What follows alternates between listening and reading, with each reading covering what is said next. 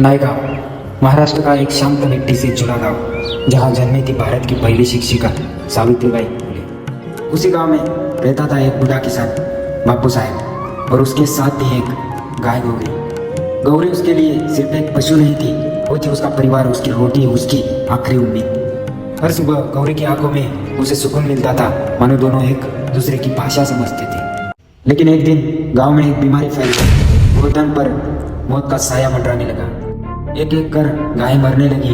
गांव वाले डरे और बापू साहब से बोले, अब गौरी को छोड़ दो, ये नहीं बचेगी। लेकिन बापू साहब नहीं माने।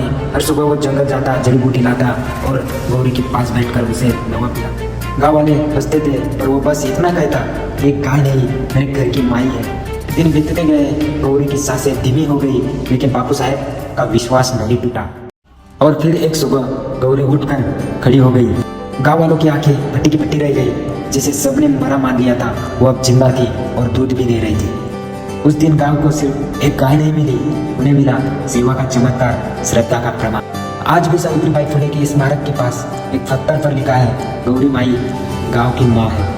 कुछ कहानियाँ किताबों में नहीं मिलती, वो मिट्टी में सांस लेती है।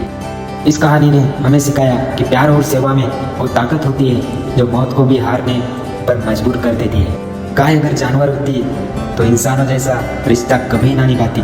जिसे सबने छोड़ दिया उसके साथ बापू साहब खड़े रहे और वही गौरी बन गई पूरे गांव की उम्मीद। हमें याद रखना चाहिए, जानवरों में भी आत्मा होती है और इंसानियत सिर्फ इंसानों तक सीमित नहीं होती। अगर आपको गौरी माई की ये सच्ची और भावुक कहानी पसंद आई हो तो इसे लाइक जरूर करें, अपनी भावनाएं कमेंट में बांटें और ऐसी ही कहानियों के लिए सब्सक्राइब करें। मिलते हैं अगली कहानी में, जहाँ फिर से मिट्टी की खामोशी कुछ कहे। जय माता।